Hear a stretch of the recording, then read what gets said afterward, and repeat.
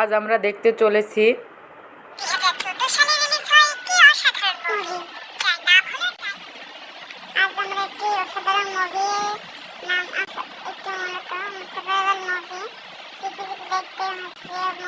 মানুষের বসবাসের জন্য ছিল খুবই অদ্ভুত একটি শহর, কারণ এই শহরটি যে সমস্ত মানুষেরা বসবাস করতো তারা প্রায় 200 বছর ধরে কোনোদিনই এই শহরের বাইরে বের হতে পারেনি। আসলে এই শহরটিতে একবার প্রবেশ করে তাহলে সে কোনোদিনই বের হতে পারে না। এই শহরটি থেকে চারপাশে ছিল অদ্ভুত একটি দেয়াল, যেটা কোনো মানুষের পক্ষে পার হওয়া সম্ভব ছিল না।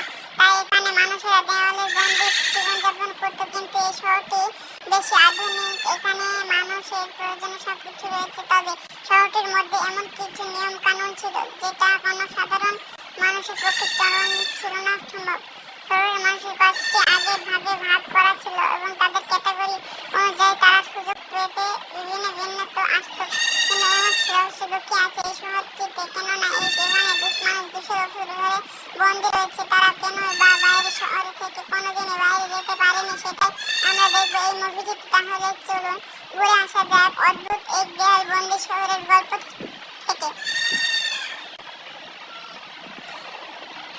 তো গল্পটি শুরু হয়ে ভবিষ্যৎ পৃথিবী, যেখানে আমরা দেখতে পাই পুরোপুরি পৃথিবী একদম ধ্বংস হয়ে গিয়েছে, এমন আশেপাশে দূর দূর পর্যন্ত মানুষ নেই। এরপর আমাদেরকে একটি ভয়ঙ্কর মাধ্যমে বলা হয় বর্তমানে আমরা পৃথিবীকে দেখতে পাচ্ছি। কিছু বছর আগেও কিন্তু আমাদের এই পৃথিবী এমন ছিল না।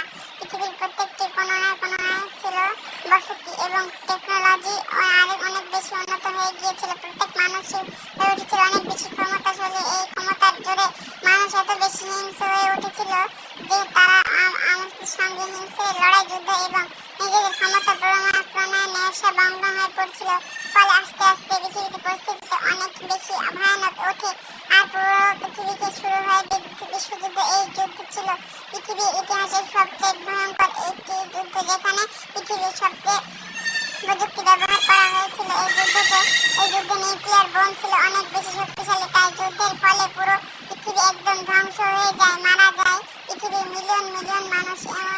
এমন কি ভয়ানক এই রিঅ্যাকশনের ফলে মানুষের অনুপযোগী হয়ে পড়ে। পুরো পৃথিবী হয়ে যায় একদম শূন্য এবং পৃথিবীর বিভিন্ন জায়গায় খুবই অল্প সংখ্যক মানুষ বেঁচে থাকে। কিনা মতো সার্ভাইভার ছিল। এই ঘটনায় প্রায় 2000 বছর সময় পার হয়ে যায়।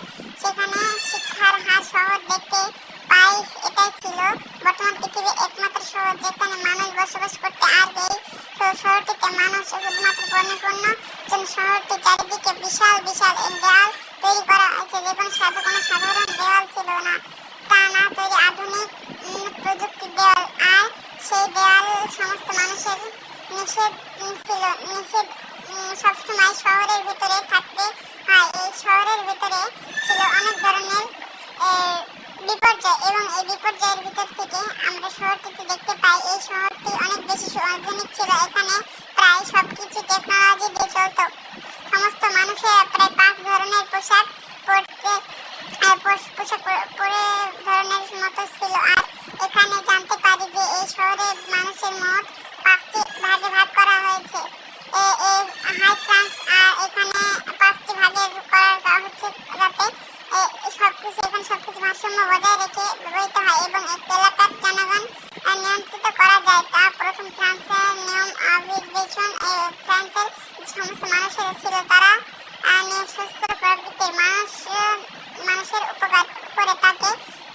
শহরের প্রত্যেকটি মানুষের মূলত গভর্নমেন্ট পক্ষ থেকে শহরটিকে পরিচালনা দায়িত্ব। আর এই ফ্রান্সের যে দ্বিতীয় ফ্রান্সটি, এই ফ্রান্সের মানুষেরা অনেক বুদ্ধিমান এবং শিক্ষিত ছিল। তারা এত পরিমাণ বিলিয়ন এবং যে তারাই মূলত এখানকার বৈজ্ঞানিক এবং গবেষণামূলক কাজ করতে পারে। আর তাদের পোশাক রং মুভি নেব্লু।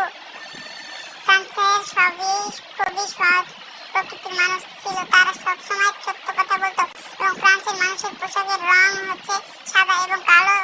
মানুষের নামটি আমিজি, মূলত অরেঞ্জ কালারের। প্রধান কাজ হচ্ছে কৃষি কাজ করা।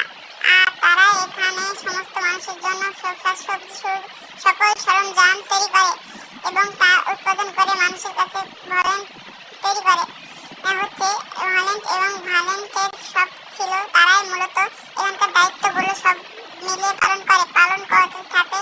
ফ্রান্স টিম মূলত অভিগেশন অর্ডার মেনে চলে এবং তাদের শৃঙ্খল বজায় রাখে। এরপর আমাদের এই শহরটির আরো একটি নিয়ম জানতে পারি, সেটা হলো এখন যখন মানুষের 20 বছর বয়স হবে তারা চলতেই নিজেই ফ্রান্সের পারবে।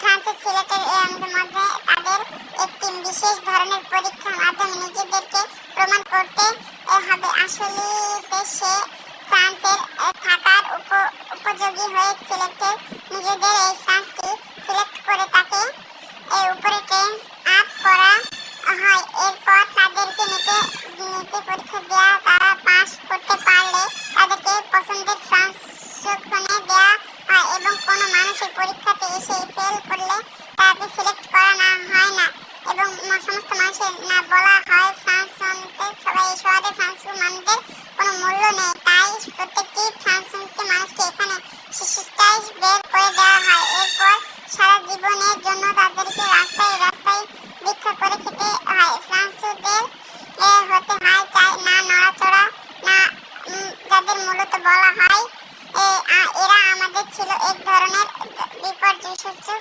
পাঁচটি ফ্রান্সের প্রশংসনীয়, অর্থাৎ তাদের ভেতর এই ফ্রান্সগুলো প্রত্যেকটি এগুলো এক ধরনের বলা যায় যে তারা ছিল অনেক সুপার পাওয়ার সম্পন্ন মানুষ। এরপর টেস্ট দেখতে পাই, টেস্টের সিলেক্ট করে তার বাড়িতে এসে রেডি হয়ে কিন্তু এমন সময় কি আজকে তোমার টেস্টের এর জন্য নার্ভাস টেস্ট? তখন বলে একদমই না, আজকের যাচ্ছে তাই। টেস্টের মা বলে বেশি নার্ভাস হয় না হয়, তাহলে তো তোমাদের সারা জীবনে ভিখারি হয়ে থাকতে হবে। তোমরা যদি ভিখারি হয়ে না থাকতে চাও তাহলে ভালোভাবে পরীক্ষা দিয়ে ভাই মনে করে অনেক সহজ, কিন্তু এটা খুবই সহজ না, এটা কোনো সহজ কাজ না।